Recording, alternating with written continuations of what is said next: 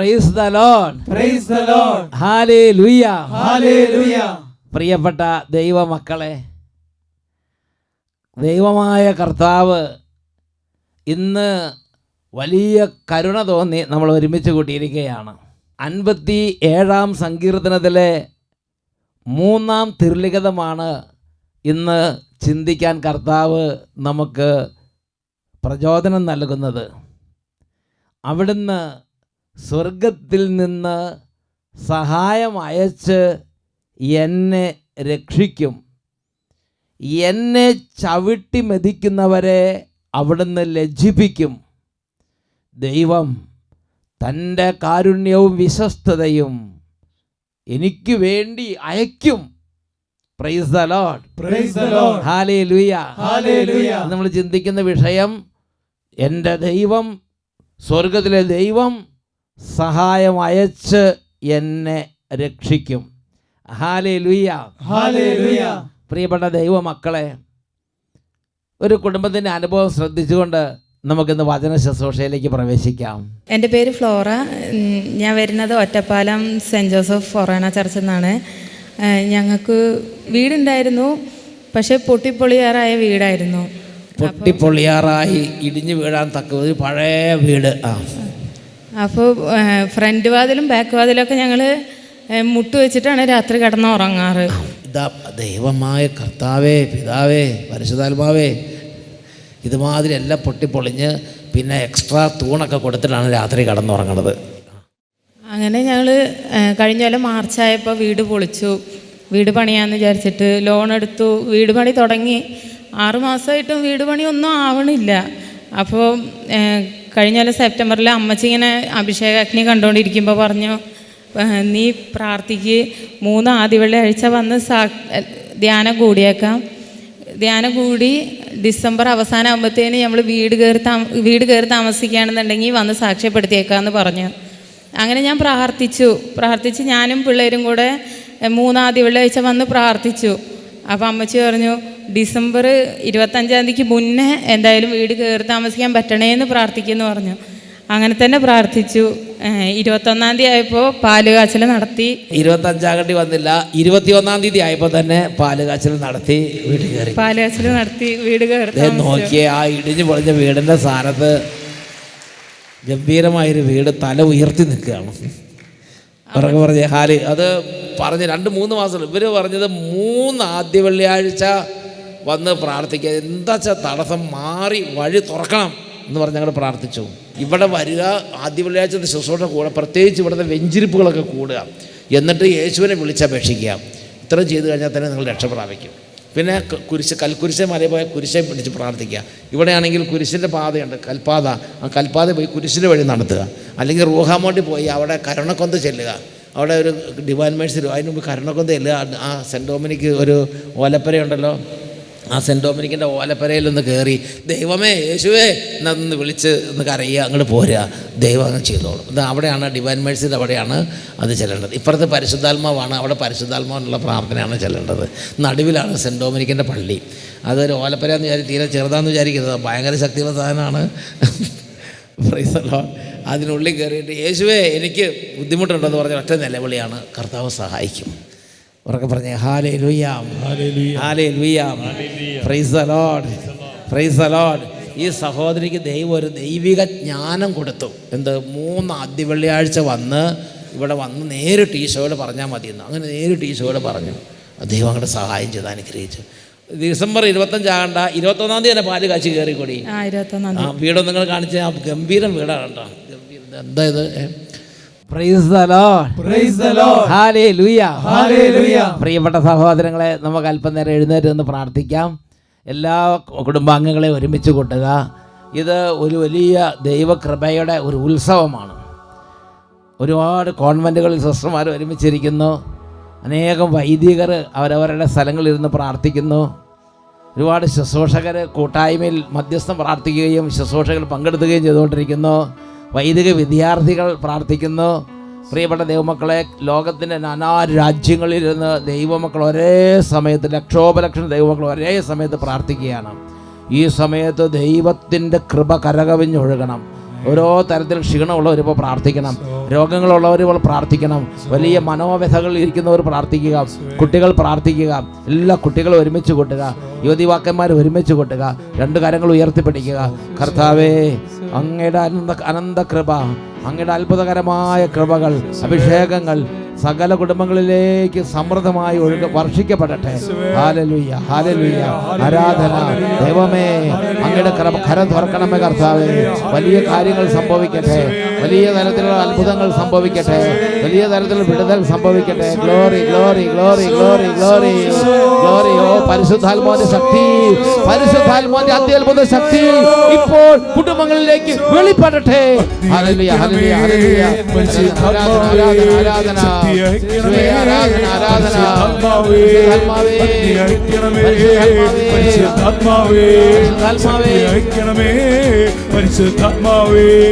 ആദിയിലെപ്പോൾ ജനകോടികളെ വീണ്ടും ഉണർത്തണമേ, അത്ഭുതങ്ങളും അടയാളങ്ങൾ വീണ്ടും നൽകണമേ. ആദിയിലെപ്പോൾ ജനകോടികളെ വീണ്ടും ഉണർത്തണമേ, അത്ഭുതങ്ങളും അടയാളങ്ങൾ വീണ്ടും നൽകണമേ. അത്ഭുതമൊഴുകും കൈകൾ ദാസരിൽ നീട്ടണമേ, അത്ഭുതമൊഴുകും കൈകൾ ദാസരിൽ നീട്ടണമേ. വീണ്ടും ഞങ്ങൾക്ക് നൽകണമേ പുതിയൊരു ബന്ധക്കുസ്ത, വീണ്ടും ഞങ്ങൾക്ക് നൽകണമേ പുതിയൊരു ബന്ധക്കുസ്ത. അഭിഷേകത്തിൻ കൈകൾ ഞങ്ങൾ നീട്ടണമേ, അഭിഷേകത്തിൻ കൈകൾ ഞങ്ങൾ നീട്ടണമേ. കൈകൾ ഉയർത്തി ഉച്ചത്തിൽ സ്തുതിക്കുന്നു.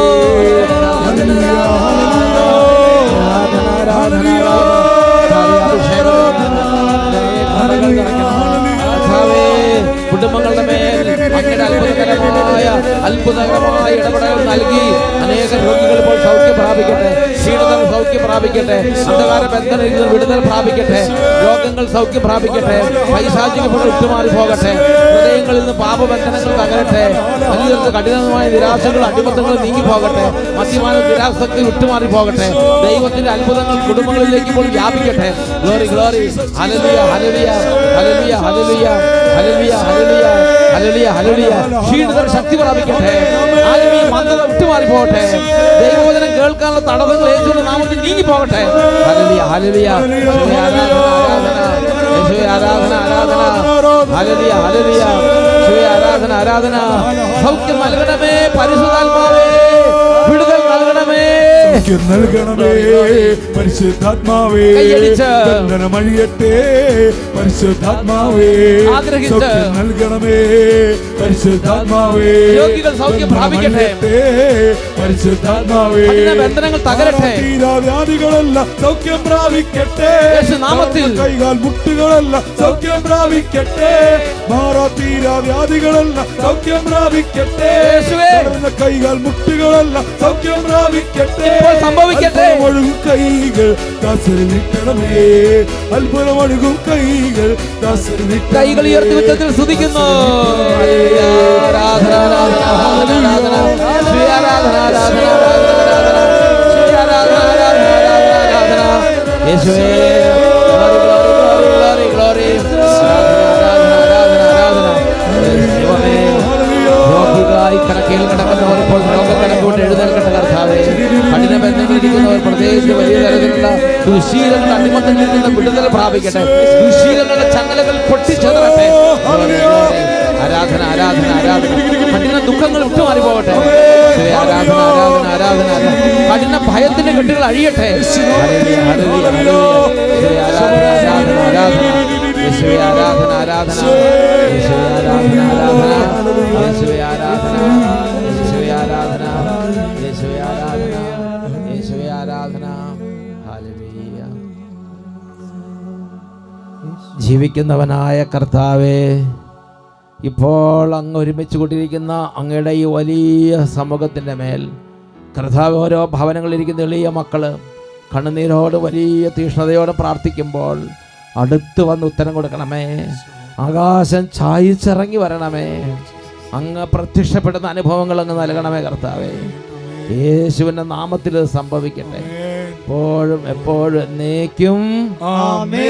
Praise the Lord, praise the Lord. എല്ലാവരും അവരവരുടെ സീറ്റുകളിലേക്ക് ഇരിക്കുക. പ്രിയപ്പെട്ട ദൈവമക്കളെ, കുഞ്ഞുമക്കളെ, യുവതി യുവാക്കന്മാരെ, പ്രിയ സഹോദരി സഹോദരങ്ങളെ, അട്ടപ്പാടിയിലുള്ള റൂഹ മൗണ്ടിലെ ശുശ്രൂഷ സ്ഥലത്തു നിന്നാണ് അച്ഛനിപ്പോൾ നിങ്ങളോടിപ്പോൾ സംസാരിക്കുന്നത്. അട്ടപ്പാടി റൂഹ മൗണ്ട് ദയറ കർത്താവിൻ്റെ ഒരു വലിയ ശുശ്രൂഷയ്ക്കായി കർത്താവ് രൂപപ്പെടുത്തിയിരിക്കുകയാണ്. പ്രിയപ്പെട്ട സഹോദരൻ, ഇന്ന് കർത്താവ് ചിന്തിക്കാൻ തന്നിരിക്കുന്ന വിഷയം, സ്വർഗത്തിലെ ദൈവം സഹായം അയച്ച് എന്നെ രക്ഷിക്കും. ഞാൻ ഈ രണ്ട് ദിവസം ഇവിടെ ആളുകൾക്ക് വേണ്ടി പ്രാർത്ഥിക്കുന്ന സമയത്ത് ഒരു കുടുംബം വന്ന് അവരുടെ അനുഭവം എന്നോട് പറഞ്ഞത് ഇങ്ങനെയാണ്. ഒരു പ്രത്യേക തരത്തിലുള്ള രോഗപീഠ വന്നു. അദ്ദേഹം വലിയൊരു കോൺട്രാക്ടറാണ്. അദ്ദേഹം പറയുകയാണ്, കിഡ്നി സ്റ്റോൺ വന്ന് അതിൻ്റെ രോഗാവസ്ഥ ശ്രദ്ധിക്കാത്തത് കൊണ്ട് അത് മൂർച്ഛിച്ച് പഴുത്ത് അത് സർജറി എത്രയും പെട്ടെന്ന് ചെയ്തില്ലെങ്കിൽ അതിഗുരുതരമായ തരത്തിൽ ഭയാനകമായ സ്ഥിതിയാകുന്നൊരു അവസ്ഥ വന്നു. ഡോക്ടർമാർ എത്രയും പെട്ടെന്ന് അഡ്മിറ്റ് ആകാൻ പറഞ്ഞു. അങ്ങനെ വേദന സഹിക്കാൻ പറ്റാത്ത സ്ഥിതിയിൽ അദ്ദേഹം പോകുന്ന വഴി അദ്ദേഹം റൂഹ മൗണ്ടിൽ ഒന്ന് കയറി. പ്രിയപ്പെട്ട സഹോദരങ്ങളെ, അദ്ദേഹത്തിന് വേണ്ടി പ്രത്യേക പ്രാർത്ഥനകളും ആശീർവാദം പ്രത്യേകിച്ച് കുരിശിൻ്റെ വഴി കർത്താവിന് സമർപ്പിച്ച്, പരിശുദ്ധാത്മാവേ അവിടുന്ന് ഇടപെടണമേ എന്ന് പറഞ്ഞ് പരിശുദ്ധാത്മാവിന് പ്രതിഷ്ഠിച്ച് അങ്ങനെ അദ്ദേഹം ആശുപത്രിയിൽ പോയി അഡ്മിറ്റായി. പിറ്റേ ദിവസം സർജറിയാണ്. അങ്ങനെ അഡ്മിറ്റായി. അദ്ദേഹത്തിന് കുറേ നാളുകളായി ജോലിക്ക് പോകാൻ പറ്റാത്ത, സാമ്പത്തികമൊക്കെ തകർന്ന് തരിപ്പണമായിരിക്കുന്ന അവസ്ഥയിലായിരുന്നു. പ്രിയപ്പെട്ട സഹോദരങ്ങളെ, തലേ ദിവസം ഡോക്ടറിൻ്റെ ഫൈനൽ കൺസൾട്ടേഷൻ നടക്കുന്ന സമയത്ത് ഡോക്ടറെ കണ്ടപ്പം ഡോക്ടറുടെ കാര്യങ്ങളെല്ലാം പറഞ്ഞ് ഡോക്ടർ വന്ന് നോക്കി. എല്ലാം കഴിഞ്ഞിട്ട് ഇദ്ദേഹം ഒരു 4000 രൂപ എടുത്ത് ആ ഡോക്ടറുടെ കയ്യിലേക്ക് ഇങ്ങനെ നീട്ടിയിട്ട് ഡോക്ടർ പറഞ്ഞു, ഡോക്ടറെ ഇത് കയ്യിൽ വെക്കണം. അപ്പോൾ ഡോക്ടർ ചോദിച്ചു, എന്താണ്?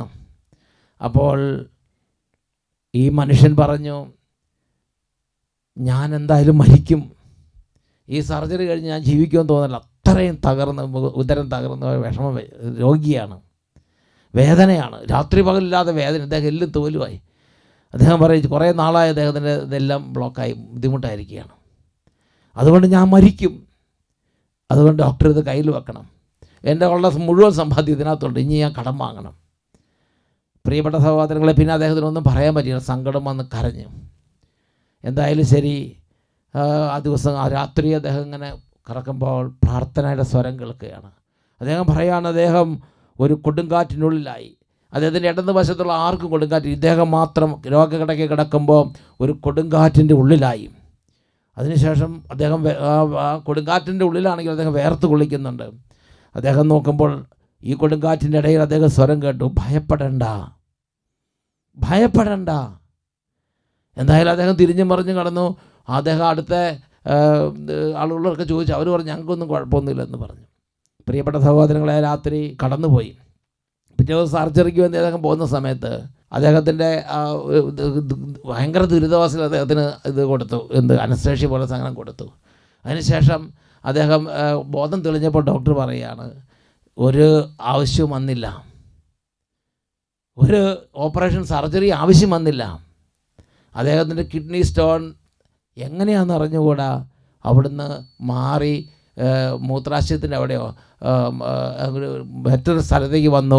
അവർക്ക് അത് മെഡിസിനും കൊണ്ട് പൊടിച്ച് കളയാൻ പറ്റി. സർജറി ഇല്ലാതെ അവർക്ക് അത് പരിഹരിച്ചെടുക്കാൻ പറ്റി. ഒരു ചെറിയ നിസ്സാര പൈസ, കെട്ടിവെച്ച പൈസ കുറേ തിരിച്ചു കൊടുത്തു. ഒരു നിസ്സാര പൈസയ്ക്ക് അത് അദ്ദേഹത്തിൻ്റെ അതെല്ലാം അദ്ദേഹത്തിന് പിന്നെ ഇന്ന് വരെ ആ ഒരു രോഗമോ ബുദ്ധിമുട്ടോ വന്നില്ല. അദ്ദേഹത്തിൻ്റെ ജോലിയിൽ അദ്ദേഹം ഫ്ലറിഷ് ചെയ്തു. എൻ്റെ പ്രിയപ്പെട്ട സഹോദരങ്ങളെ, ഈ ഒരു അനുഭവം ഇദ്ദേഹം ഇന്നലെ ഇവിടെ വന്ന് പറഞ്ഞു. ഞാനത് കേട്ടപ്പോൾ ഈ രാത്രി ഇരിക്കുന്ന സമയത്ത് എൻ്റെ മനസ്സിൽ കർത്താവിൻ്റെ വചനമാണ് വിലാപത്തിൻ്റെ പുസ്തകം 3-ാം അധ്യായം 57-ാം തിരുലിഖിതം. ഒരു മനുഷ്യൻ വേദനയിൽ കടന്ന് പൊളയുമ്പോൾ കർത്താവ് അടുത്തു വരും. ഞാൻ വിളിച്ചപ്പോൾ അവിടുന്ന് അടുത്തു വന്നു, ഭയപ്പെടണ്ട എന്ന് അവിടുന്ന് പറഞ്ഞു. ഇതാ മനുഷ്യൻ്റെ ഒരു ഭാവനയല്ല, ഇതാ മനുഷ്യൻ്റെ റിയൽ അനുഭവമാണ്. ബൈബിളിലും വചനത്തിലും അതുതന്നെ രേഖപ്പെടുത്തിയിരിക്കുകയാണ്. പ്രിയപ്പെട്ട ദൈവമക്കളെ, ദൈവത്തിൽ വിശ്വസിക്കുന്ന തലമുറകളുടെ അനുഭവമാണ് ഒരു വലിയ തകർച്ചയിൽ, ഒരു കൊടിയ ഞെരുക്കത്തിൽ, ഒരു വലിയ പ്രതിസന്ധിയിൽ, പാതാളപോലെ അഗാധമായ തകർച്ചയിൽ നിബന്ധിച്ചാൽ, അവിടെ ഇരുന്ന് ദൈവത്തെ വിളിച്ചാൽ, അവിടെ ഇരുന്ന് ദൈവത്തെ വിളിച്ച് കരഞ്ഞാൽ, ദൈവം സ്വർഗത്തിൽ നിന്ന് സഹായം അയച്ച് ആ മനുഷ്യന് വേണ്ടി ഇടപെടും എന്നുള്ളത് തലമുറകളുടെ അനുഭവമാണ്. പ്രിയപ്പെട്ട സഹോദരങ്ങളെ, അതാണ് നമ്മൾ ആദ്യം കണ്ടത്. 57-ാം സങ്കീർത്തനത്തിലെ 2ഉം 3ഉം തിരുലിഖിതങ്ങൾ. 57-ാം സങ്കീർത്തനം 2ഉം 3ഉം തിരുലിഖിതങ്ങൾ. അത്യുന്നതനായ ദൈവത്തെ ഞാൻ വിളിച്ചപേക്ഷിക്കുന്നു. എനിക്ക് വേണ്ടി എല്ലാം ചെയ്തു തരുന്ന ദൈവത്തെ തന്നെ. എനിക്ക് വേണ്ടി ഓപ്പറേഷൻ, എനിക്ക് വേണ്ടി സൗഖ്യം, എനിക്ക് വേണ്ടി സാമ്പത്തിക ഞെരുക്കൽ വിടുതൽ, എനിക്ക് വേണ്ടി എല്ലാം ചെയ്തു തരുന്ന ദൈവത്തെ തന്നെ ഞാൻ ദൈവത്തെ വിളിച്ചപേക്ഷിച്ച എന്താ എനിക്ക് കിട്ടുന്ന ഗുണം? അവിടുന്ന് സ്വർഗത്തിൽ നിന്ന് സഹായം അയച്ച് എന്നെ രക്ഷിക്കും. എന്നെ ചവിട്ടി മെതിക്കുന്നവരെ അവിടുന്ന് ലജ്ജിപ്പിക്കും. ദൈവം തൻ്റെ കാരുണ്യവും വിശ്വസ്തതയും അയക്കും. Praise the Lord, praise the Lord, hallelujah, hallelujah. ദൈവം തൻ്റെ കാരുണ്യവും വിശ്വസ്തതയും എനിക്ക് വേണ്ടി അയക്കും. ദൈവം എനിക്ക് വേണ്ടി സഹായത്തിനായി ഇറങ്ങി വരും. ദൈവം തൻ്റെ ദൂതന്മാരെ അയക്കും. ദൈവം തൻ്റെ കാരുണ്യം അയക്കും. ദൈവം തൻ്റെ വിശ്വസ്തത അയക്കും. ദൈവം എന്നെ പാതാളം പോലെ അഗാധമായ തകർച്ചയിൽ നിന്ന് എൻ്റെ ദൈവം എന്നെ കൈപിടിച്ചുയർത്താൻ ശക്തനാണ്. ഉറക്കെ പറയാ ഹല്ലേലൂയ, ഹല്ലേലൂയ. ദൈവം ശക്തനാണ്. Hallelujah, hallelujah. എൻ്റെ പ്രിയപ്പെട്ട സഹോദരങ്ങളെ, എസെക്കിയേൽ പ്രവചനത്തിൽ 17-ാം അധ്യായത്തിലെ 24-ാമത്തെ തിരുലിഖിതം, എസെക്കിയേൽ 17:24, കർത്താവായ ഞാൻ താഴ്ന്ന മരത്തെ ഉയർത്തുകയും ഉയർന്നതിനെ താഴ്ത്തുകയും പച്ചമരത്തെ ഉണക്കുകയും ഉണക്കമരത്തെ തളിർപ്പിക്കുകയും ചെയ്യുന്നുവെന്ന് വയലിലെ വൃക്ഷങ്ങളെല്ലാം അപ്പോൾ അറിയും. കർത്താവായ ഞാനാണ് ഇത് പറയുന്നത്. ഞാൻ അത് നിറവേറ്റുക തന്നെ ചെയ്യും. Hallelujah, hallelujah, hallelujah, hallelujah. പ്രിയപ്പെട്ട സഹോദരങ്ങളെ, പച്ചമരത്തെ ഉണക്കുന്നവൻ, ഉണക്കമരത്തെ തളിർപ്പിക്കുന്നവൻ. തിമോഥെയോസിന് എഴുതിയ ലേഖനത്തിൽ വായിക്കുന്നത് എങ്ങനെയാണ്? വാഴ്ത്തപ്പെട്ടവനും ഏകപരമാധികാരിയും രാജാക്കന്മാരുടെ രാജാവും പ്രഭുക്കന്മാരുടെ പ്രഭുവും സർവാധിപനുമായ കർത്താവ്. ഏകപരമാധികാരിയും പ്രഭുക്കന്മാരുടെ പ്രഭുവും രാജാക്കന്മാരുടെ രാജാവും സർവാധിപനുമായ കർത്താവ്. അവനെ ആരാധിക്കണം, അവനോട് പ്രാർത്ഥിക്കണം. പ്രിയപ്പെട്ട ദൈവമക്കളെ, ഈ സർവാധിപതിയായ കർത്താവിനോട് പ്രാർത്ഥിച്ച ഒരു അനുഭവം നിങ്ങളുടെ ശ്രദ്ധയിലേക്ക് കൊണ്ടുവരാൻ ഞാൻ ആഗ്രഹിക്കുകയാണ്. കേരളത്തിൽ ടിപ്പു സുൽത്താൻ്റെ പടയോട്ടക്കാലം കൊടുങ്ങല്ലൂരുള്ള ക്രിസ്ത്യാനികളെല്ലാവരും ഭയപ്പെട്ടു. കാരണം ടിപ്പു സുൽത്താൻ്റെ പടയോട്ടക്കാലത്ത് ഒരുപാട് കിരാതമർദ്ദനങ്ങൾ അവർ അഴിച്ചുവിടുകയുണ്ടായി. അനേകം പേരെ, പ്രത്യേകിച്ച് കോലത്തിരി രാജാവിനെയൊക്കെ അവർ കൊന്ന് അതിങ്ങനെ ഇങ്ങനെ ടൗൺ തോറും പട്ടണം തോറും വില്ലേജ് തോറും ഇങ്ങനെ ആ ഡെഡ് ബോഡി വലിച്ചുകൊണ്ട് നടന്ന് ആനപ്പുറത്ത് വലിച്ചുകൊണ്ട് നടന്നിങ്ങനെ അപമാനിച്ച ആ സംഭവങ്ങളെല്ലാം അരങ്ങേറി.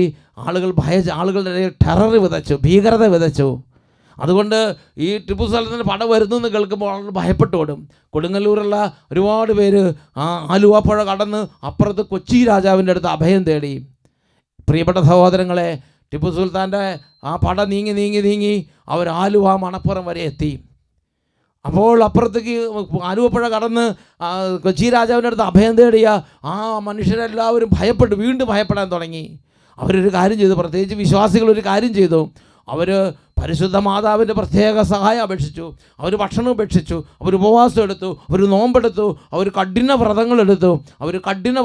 പ്രത്യേകിച്ച് സ്ത്രീകളും കുട്ടികളും. അവരാണ് വലിയ ഭീകരത നേരിടാൻ പോകുന്നത്. ആ സ്ത്രീകളെയും കുട്ടികളും അവരെല്ലാവരും കരഞ്ഞ് അവർ ദൈവത്തിൻ്റെ സഹായം വിളിച്ചപേക്ഷിച്ച്, ദൈവമേ അവർ സഹായം വിളിച്ചപേക്ഷിച്ച് കരഞ്ഞ് അവർ ദിനരാത്രങ്ങളില്ലാതെ ദൈവസന്നിധിയിൽ വ്രതമെടുത്ത് കരഞ്ഞ് നിലവിളിക്കാൻ തുടങ്ങി. കാരണം അവരുടെ ജീവനും അവരുടെ മാനവും അവരുടെ കുടുംബവും എല്ലാം അപകടത്തിലാണ്. തലമുറകൾ അപകടത്തിലാണ്. അവരുടെ സംസ്കാരം അപകടത്തിലാണ്. അവരുടെ വിശ്വാസം അപകടത്തിലാണ്. ആ നിലവിളി ദൈവസന്നിധിയിൽ ചെന്നു.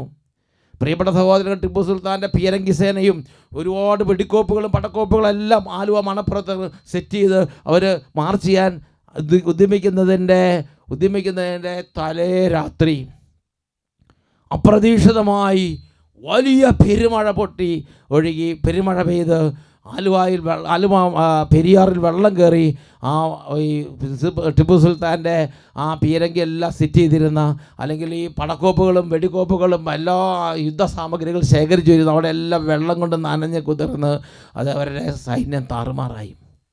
ആ പടയോട്ടം അവിടെ വെച്ച് നിർത്തി ടിപ്പു സുൽത്താൻ തിരിച്ചു പോവുകയാണ്. പിന്നെ ഒരിക്കലും അദ്ദേഹം തിരിച്ച് ഈ കേരള നാട്ടിലേക്ക് വന്നിട്ടില്ല. പ്രിയപ്പെട്ട സഹോദരങ്ങളെ, അനേകരുടെ ഹൃദയം നുറുങ്ങിയുള്ള വിലാപം, സഹായത്തിന് വേണ്ടി ദൈവത്തോടുള്ള വിലാപം ദൈവസന്നിധിയിൽ ചെന്നു.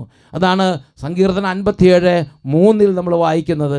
സങ്കീർത്തനം 57:3 പറയുകയാണ്, അവിടുന്ന് സ്വർഗത്തിൽ നിന്ന് സഹായം അയച്ച് എന്നെ രക്ഷിക്കും, എന്നെ ചവിട്ടി മെതിക്കുന്നവരെ അവിടുന്ന് ലജ്ജിപ്പിക്കും.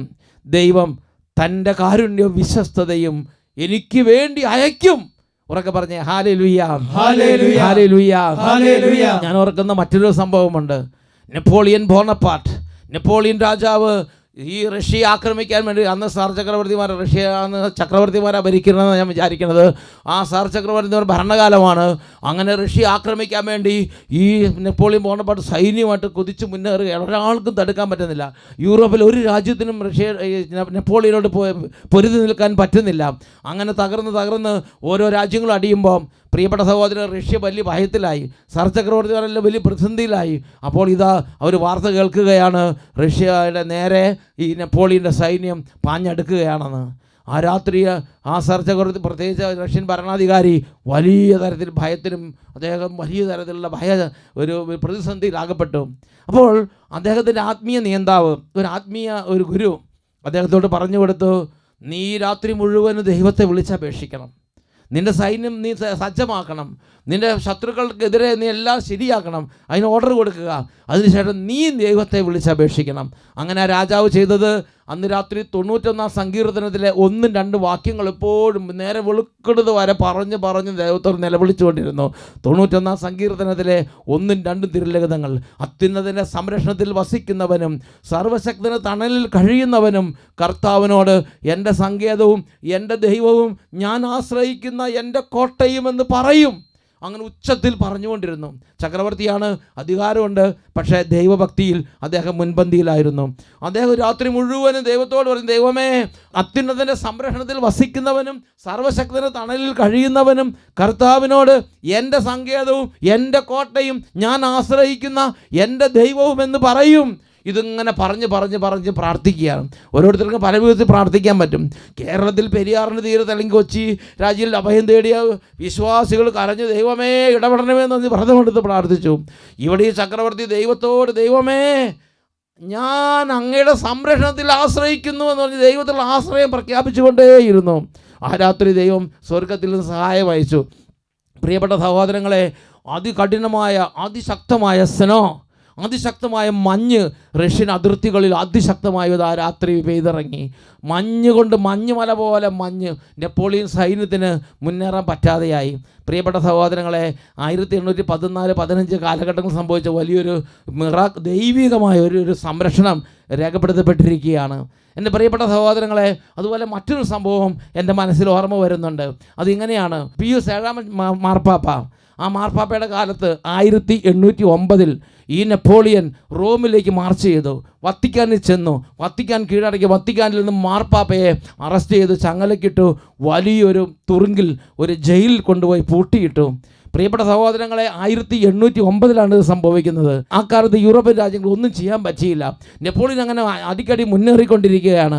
അപ്പോൾ ഈ മാർപ്പാപ്പ തുറുങ്കിൽ അടയ്ക്കപ്പെട്ടു. ഒരു വർഷം കഴിഞ്ഞ് 1810 ഒരു രാജാവിനും ഈ മാർപ്പാപ്പയെ പുറത്തു കൊണ്ടുവരാൻ പറ്റുന്നില്ല. 1811 1812 1813 ഒരാൾക്കും ഒരു രാജ്യത്തിനും ഇടപെടാൻ പറ്റുന്നില്ല. ഒരുപാട് ക്രിസ്തീയ രാജ്യങ്ങളുണ്ട്, ഒരുപാട് ക്രിസ്തീയ രാജാക്കന്മാരുണ്ട്, യൂറോപ്യൻ രാജ്യങ്ങളുണ്ട്, അവരെല്ലാം പരിശ്രമിക്കുന്നുണ്ട്. പക്ഷേ മാർപ്പാപ്പയെ ഈ ജയിലിൽ നിന്ന്, തുറുങ്കിൽ നിന്ന്, ഈ ചങ്ങലയിൽ നിന്ന് പുറത്തു കൊണ്ടുവരാൻ പറ്റിയിട്ടില്ല. ഈ നെപ്പോളിയൻ ചക്രവർത്തി മാർപ്പാപ്പയെ ചങ്ങലക്കിട്ട് പൂട്ടിയിരിക്കുകയാണ്. പ്രിയപ്പെട്ട സഹോദരങ്ങളെ, 1813 ആയപ്പോൾ 1813-14 ആ സമയമായപ്പോൾ മാർപ്പാപ്പ കർത്താവിൻ്റെ സന്നിധി, പ്രത്യേകിച്ച് പരിശുദ്ധ മാതാവിനോട് നിലവിളിച്ചു. പരിശുദ്ധ മാതാവിനോട് മാർപ്പാപ്പ പറഞ്ഞു, പരിശുദ്ധ അമ്മേ, അമ്മ എനിക്ക് വേണ്ടി മധ്യസ്ഥം വഹിക്കണം, അമ്മ എനിക്ക് വേണ്ടി പ്രാർത്ഥിക്കണം. ഒരു ശക്തിക്ക് ഒരു രാജ്യത്തിനും ഇടപെടാൻ പറ്റുന്നില്ല. അമ്മ എനിക്ക് വേണ്ടി പ്രാർത്ഥിക്കണം. അമ്മ എനിക്ക് വേണ്ടി പ്രാർത്ഥിച്ച് ഞാൻ ഈ ജയിലിൽ നിന്ന് ജീവനോടെ പുറത്ത് വന്ന് വീണ്ടും റൂമിൽ വത്തിക്കാനിലെത്തിയാൽ അമ്മയുടെ മഹത്വത്തിന് വേണ്ടി ഒരു തിരുനാൾ സാർവത്രിക സഭയിൽ ഇന്ന് എല്ലാ വർഷവും ഞങ്ങൾ ആചരിക്കുന്നതാണ്. കർത്താവിൻ്റെ സന്നിധിയിൽ പരിശുദ്ധ അമ്മയുടെ മഹത്വത്തിന് വേണ്ടി, പരിശുദ്ധ അമ്മയുടെ സ്തുതിക്കായി ഒരു നേർച്ച ഈ മാർപ്പാപ്പ ജയിലിൽ കടന്ന് നേർന്നു. പ്രിയപ്പെട്ട സഹോദരങ്ങളെ, അന്തരീക്ഷങ്ങൾ മാറി മറിഞ്ഞു. അദ്ദേഹം ഒരു വാട്ടർലൂ എന്ന് പറഞ്ഞ യുദ്ധത്തിൽ പോകുമ്പോൾ അവിടെ വെച്ച് അദ്ദേഹത്തെ ഇംഗ്ലീഷ് സൈന്യം നിഷ്കരണം പരാജയപ്പെടുത്തി. അദ്ദേഹത്തെ ചങ്ങലക്കിട്ടു. അദ്ദേഹത്തെ കൊണ്ട് പിന്നെ അതിനുശേഷം നെപ്പോളിയൻ്റെ ആ ഒരു യുഗം അവിടെ അവസാനിച്ചു. പ്രിയപ്പെട്ട സഹോദരങ്ങൾ, 1814 മെയ് 24 മാർപ്പാപ്പ അങ്ങനെ വത്തിക്കാനിൽ തിരിച്ചെത്തി. മാർപ്പാപ്പ തിരിച്ചെത്തി ആദ്യം ചെയ്തത് ക്രിസ്ത്യാനികളുടെ സഹായമായ മാതാവിന് തിരുനാൾ എല്ലാ വർഷവും മെയ് 24 കൊണ്ടാടാനുള്ള ഒരു വലിയ ഡിഗ്രി മാർപ്പാപ്പ സഭയ്ക്ക് നൽകി. അങ്ങനെ പരിശുദ്ധ അമ്മയുടെ ഒരു സ്തുതിക്കായുള്ള തിരുനാൾ സ്ഥാപിച്ചുകൊണ്ടുള്ള ഒരു ഡിഗ്രി പുറപ്പെടുവിച്ചു. എൻ്റെ പ്രിയപ്പെട്ട സഹോദരങ്ങളെ, 57 സങ്കീർത്തനത്തിൻ്റെ 3-ാം തിരുലേഖനം നിങ്ങൾ ശ്രദ്ധിക്കണം. വേദനയിലും വിഷമത്തിലും സങ്കടത്തിലും കണ്ണുനീരിലും കിടക്കുമ്പം ഞാനും നിങ്ങൾ മനസ്സിലാക്കേണ്ട ഒരു കാര്യമുണ്ട്. സ്വർഗത്തിലെ ദൈവം സഹായം അയച്ച് എന്നെയും നിങ്ങളെ രക്ഷിക്കും. അവിടുന്ന് സ്വർഗത്തിൽ നിന്ന് സഹായം അയച്ച് എന്നെ രക്ഷിക്കും.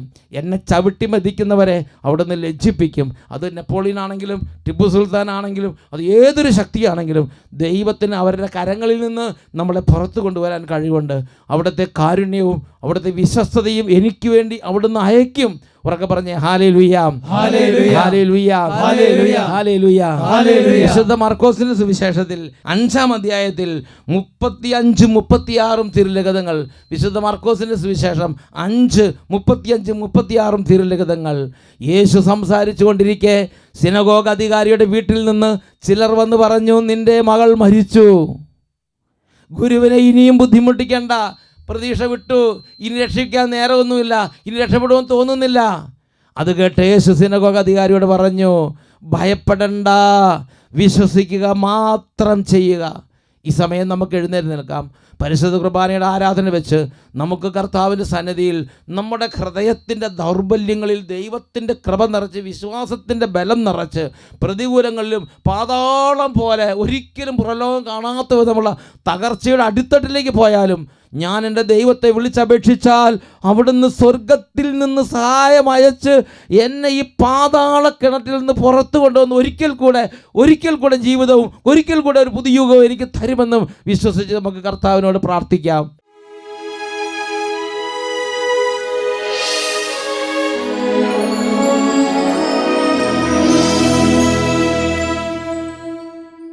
പ്രിയപ്പെട്ട ദൈവമക്കളെ, ഈ സമയം അവരവരുടെ ഭവനങ്ങളിൽ ഇപ്പോൾ എവിടെയാണോ ഓരോരുത്തരും നിൽക്കുന്നത് അവിടെ കർത്താവിൻ്റെ സാന്നിധ്യം ഹൃദയം കൊണ്ട് ഓർക്കാം, മനസ്സുകൊണ്ട് അംഗീകരിക്കാം.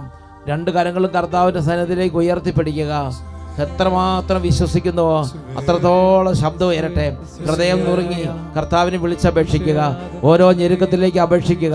തകർച്ചകളിലേക്ക് കർത്താവിനെ വിളിക്കുക. ദുരിതങ്ങളിലേക്ക് കർത്താവിനെ വിളിക്കുക. കടബാധ്യതയിലേക്ക് കർത്താവിനെ വിളിക്കുക. കുടുംബത്തിൻ്റെ പ്രശ്നങ്ങളിലേക്ക് കർത്താവിനെ വിളിക്കുക. ബിസിനസ്സിൻ്റെ തകർച്ചയിലേക്ക് കർത്താവിനെ വിളിക്കുക.